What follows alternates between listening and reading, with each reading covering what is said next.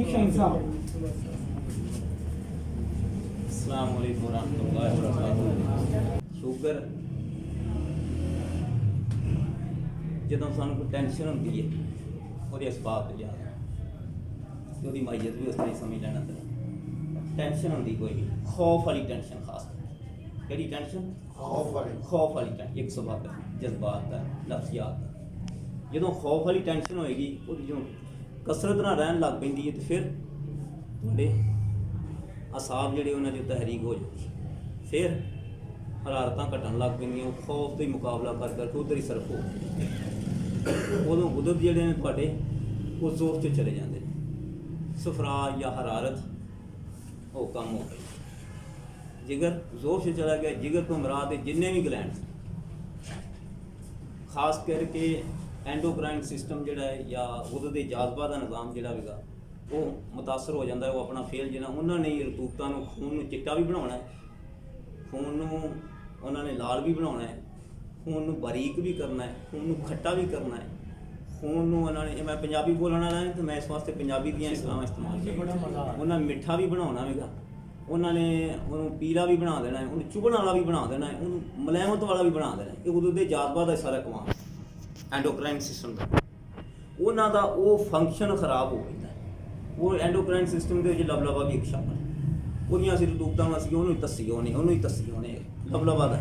ਚਲੋ ਉੱਥੇ ਠੀਕ ਹੈ ਇੱਕ ਸਿਸਟਮ ਜਦੋਂ ਨਿਜ਼ਾਮ ਹਜ਼ਮ ਦੇ ਵਿੱਚ ਪਹਿਲਾ ਨਿਜ਼ਾਮ ਉੱਥੇ ਉਹਨੇ ਜਾ ਕੇ ਉਹਨਾਂ ਨੂੰ ਕਾਰਬੋਹਾਈਡਰੇਟ ਨੂੰ ਹਜ਼ਮ ਕਰਨ ਵਾਸਤੇ ਰਤੂਬਤਾਂ ਛੋੜਨੀਆਂ ਉਹ ਪਹਿਲਾ ਹਜ਼ਮ ਉਹਦਾ ਖਰਾਬ ਹੋ ਗਿਆ ਫਿਰ ਅੱਗੇ ਉਸ ਤਰ੍ਹਾਂ ਹੀ ਕੈਲੂਸ ਗਿਆ ਜਿਗਰ ਨੂੰ ਹੁਣ ਜਿਗਰ ਬਜ਼ਾਤੇ ਖੁਦ ਵੀ ਜਦੋਂ ਇੱਥੇ ਖੌਫ ਧਾਰੀ ਹੈਗਾ ਸਾਡੇ ਤਾਂ ਜਿਗਰ ਬਜ਼ਾਤੇ ਖੁਦ ਵੀ ਜਿਹੜਾ ਨਾ ਉਹ ਕਮਜ਼ੋਰ ਹੋ ਖੌਫ ਜ਼ਦਾ ਹੋ ਗਿਆ ਤੁਸੀਂ ਮਿਸਾਲ ਦੇਣਾ ਜਦੋਂ ਕੋਈ ਤੁਸੀਂ ਕਿਸੇ ਬੱਚੇ ਨੂੰ ਜਾਂ ਬੰਦੇ ਨੂੰ ਲੱਗਦੇ ਨਾ ਪਿਆਰ ਨਾਲ ਵੀ ਭਾਵੇਂ ਉਹ ਇੰਝ ਕਰ ਸੁੱਕੜਦਾ ਹੈ ਕੀ ਹੁੰਦਾ ਹੈ ਸੁੱਕੜਾ ਉਹਦੇ ਦਿਮਾਗ ਸੁੱਕੜਿਆ ਹੁੰਦਾ ਹੈ ਤੇ ਜੇ ਦੂਸਰੇ ਪਾਸੇ ਇੱਕ ਪਾਸੇ ਸੁੱਕੜਦਾ ਹੈ ਦੂਸਰੇ ਪਾਸੇ ਫੈਲਿਆ ਵੀ ਹੁੰਦਾ ਦੂਸਰਾ ਹਿੱਸਾ ਉਹਦਾ ਜਿਸਮ ਦਾ ਫੈਲ ਜਾਂਦਾ ਉਹ ਜਿਗਰ ਜਿਹੜਾ ਉਹ ਫੈਲ ਜਾਂਦਾ ਉਹਦੇ 'ਚ ਉਹ ਸਮਝੋ ਜ਼ੋਫ ਆ ਜਾਂਦਾ ਉਹਦਾ ਜਿਹੜਾ ਫੰਕਸ਼ਨ ਹੈ ਉਹ ਨਹੀਂ ਹੋ ਪਾਉਂਦਾ ਕੁਦਰਤ ਦੇ ਵਿੱਚ ਹੁਣ ਉਹਦਾ ਮੁਕਾਬਲਾ ਕਰਨ ਵਾਸਤੇ ਖੌਫ ਦਾ ਮੁਕਾਬਲਾ ਕਰਨ ਵਾਸਤੇ ਉਹੋ ਜਿਹੀਆਂ ਰਤੂਬਤਾਂ ਪੈਦਾ ਹੋ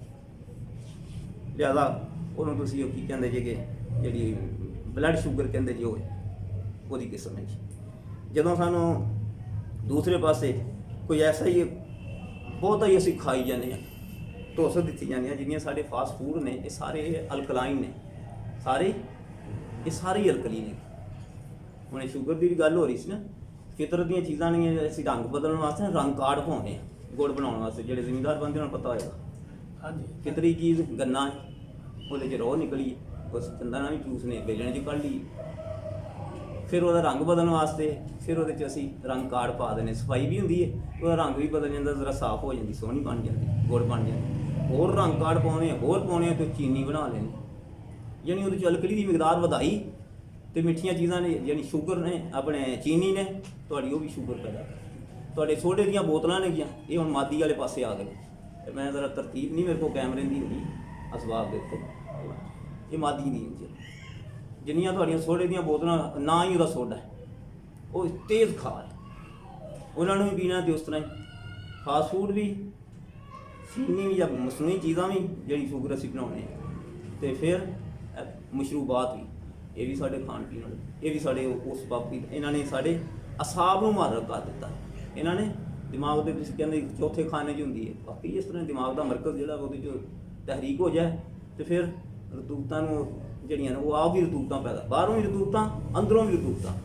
ਫਿਰ ਕੀ ਕਰੇ ਇੰਨੀਆਂ ਰਤੂਬਤਾਂ ਨੂੰ ਸੰਭਾਲੇ ਕਿੱਥੋਂ ਉਹਦੇ ਦੇ ਜਾਜ਼ਬਾਂ ਨੂੰ ਉਹਨਾਂ ਨੂੰ ਜਜ਼ਬ ਕਰਨਾ ਸੱਟਣਾ ਖੂਨ ਦੇ ਵਿੱਚ ਉਹ ਕਿੰਨਾ ਕੁ ਕਰਨਗੇ ਥੱਕ ਜਾਣਗੇ ਥੱਕ ਕੇ ਫਿਰ ਹੁਣੇ ਤਹਿਲੀਲ ਦਾ ਲਫ਼ਜ਼ ਆ ਰਿਹਾ ਸੀਗਾ ਕਿ ਫਿਰ ਉਹ ਪੈ ਜਾਂਦੇ ਸਿਸਟਮ ਜਵਾਬ ਦੇ ਦੇਣਾ ਦੂਸਰੀ ਸ਼ੂਗਰ ਜਿਹੜੀ ਤੁਹਾਡੀ ਗੈਰ ਜ਼ਿਆਬੀਤੀ ਯਾਨੀ ਕਿ ਕਿਵੇਂ ਕਹਿੰਦੇ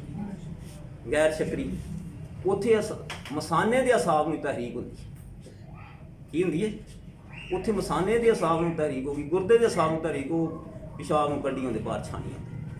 ਉਹਦੀ ਜੀ ਸ਼ੂਗਰ ਨਹੀਂ ਹੁੰਦੀ ਉਹਦਾ ਖੂਨ ਦੇ ਵਿੱਚ ਲੇਕਿਨ ਪਿਸ਼ਾਬ ਬੰਦੇ ਨੂੰ ਆਈ ਜਾਂਦਾ ਸੀ ਢੇਰਾਂ ਦੇ ਹਿਸਾਬ ਨਾਲ ਇੱਧਰੋਂ ਪੀਤਾ ਉੱਧਰੋਂ ਆ ਉੱਥੇ ਤਹਿਰੀਕ ਚਲੀ ਗਈ ਹੈ ਉਹ ਵੀ ਅਸਲ ਤੀਸਰੀ ਇੱਕ ਹੋਰ ਸਾਡੇ ਕੋਲ ਬੰਦੇ ਆ ਰਹੇ ਨੇ ਝੂਠੀ ਸ਼ੂਗਰ ਹੀ ਹੈਗੀ ਜਿਹੜੀ ਉੱਦੀ ਬੰਦੇ ਹੁੰਦੇ ਨੇ ਖਾਸ ਕਰਕੇ ਗੁੱਦਰ ਦੇ ਵਿੱਚ ਜਦੋਂ ਤਹਿਰੀਕ ਹੁੰਦੀ ਹੈਗੀ ਫਿਰ ਅਜ਼ਲਾਤ ਤੁਹਾਡੇ ਮੈਲਟ ਹੋਣ ਲੱਗ ਪੈਂਦੇ, ਮਸਕੂਲਰ ਟਿਸ਼ੂ ਮਾਰਕਰ ਜੋ ਤੁਹਾਡਾ ਮਟੀਰੀਅਲ, ਜੋ ਤੁਹਾਡੀਆਂ ਰਤੂਬਤਾਂ ਨੇ ਸਭ ਕੁਝ ਗੋਸ਼ਤ ਦੇ ਵਿੱਚ ਮਹਿਫੂਜ਼ ਹੈ,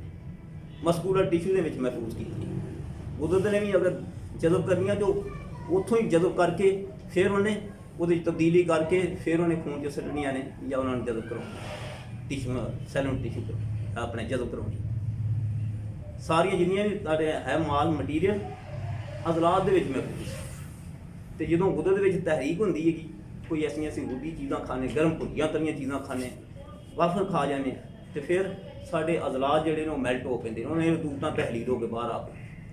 ਉਹਨਾਂ ਅਸੀਂ ਤਹਿਲੀਲ ਕਹਿੰਦੇ ਅਜ਼ਲਾਤੀ ਤਹਿਲੀਲ। ਅਜ਼ਲਾਤੀ ਤਹਿਲੀਲ 'ਚ ਜਦੋਂ ਆ ਰਹੀਆਂ ਹੁੰਦੀਆਂ ਨੇ ਕਿ ਫਿਰ ਉੱਥੇ ਉਦੋਂ ਵੀ ਸ਼ੂਗਰ ਆ ਪੈਂਦੀ, ਉਹ ਝੂਠੀ ਸ਼ੂਗਰ ਹੈ। ਉੱਥੇ ਸ਼ੂਗਰ ਉਹਦਾ ਇਲਾਜ ਹੈ, ਉੱਥੇ ਉਹਨੂੰ ਸਕੂਨ ਦੇਣਾ ਹੈ। ਅਜ਼ਲਾਤ ਨੂੰ ਸਕੂਨ ਦੇਣ ਵਾਸਤੇ ਕੀ ਚਾਹੀਦਾ ਸਾਨੂੰ? ਕਿਸ ਹਾਲਤ 'ਚ ਸਕੂਨ ਆਏਗਾ? ਅਜ਼ਲਾਤ 'ਚ ਕਿਸ ਤਰ੍ਹਾਂ ਸਕੂਨ ਆਏਗਾ? ਅਸਾਬ ਦੀ ਤਹਿਰੀਕ ਦਿੱਤੀਆਂ ਉੱਥੇ ਸਕੂਨ ਆ ਜਾਏ। ਉੱਥੇ ਸਾਨੂੰ ਇਹ ਸਵਾਬੀ ਚੀਜ਼ਾਂ ਦੇਣੀ, ਉੱਥੇ ਸਾਨੂੰ ਸ਼ੂਗਰ ਦੇਣੀ ਹੈਗੀ, ਉੱਥੇ ਕਾਰਬੋਹਾਈਡਰੇਟ ਦੇਣੇ ਨੇ, ਅਸੀਂ ਉੱਥੇ ਦਲੀਆ ਹਲਵਾ ਦੇ ਦੇਣੇ। ਜੇ ਹੋਰ ਜ਼ਰਾ ਕੋਈ ਤਹਿਰੀਕ ਰੱਖਣੀ ਹੈ, ਖਟਾਸ ਰੱਖਣੀ ਹੋਵੇ ਤਾਂ ਅਸੀਂ ਮਰਬਾ ਆਮਲਾ ਦੇ ਦੇਣੇ, ਕੋਈ ਖੱਟੀ ਚੀਜ਼ ਦੇਣਾ, ਅਨਾਰਦਾਨਾ ਪਵਾ ਦੇਣੇ। ਯਾਨੀ ਕਿ ਉੱਥੇ ਅਸੀਂ ਅਸਾਬੀਅਤ ਦੇਣੀ ਹੈ। ਮੁਖਤਸਰ ਜੀ ਹੈ ਮੇਰੀ ਕੋਈ ਗੱਲ, ਸ਼ਾਇਦ ਕੋਈ ਸੀ ਜ਼ਰਾ ਕੋ ਇੰਨਾ ਸੀਗਾ, ਬਾਕੀ ਤਾਂ ਤਫਸੀਲ ਤੁਸੀਂ ਬੜੀ ਅੱਛੇ ਤਰੀਕੇ ਨਾਲ ਤਰਤੀਬ ਨਾਲ ਕਰਦੇ ਜੀ। ਮੈਂ ਬਹੁਤ ਸ਼ੁਕਰੀਆ ਅਦਾ ਕਰਨਾ ਦੁਆ ਵਾਸਤੇ। ਮੈਂ ਵੀਰ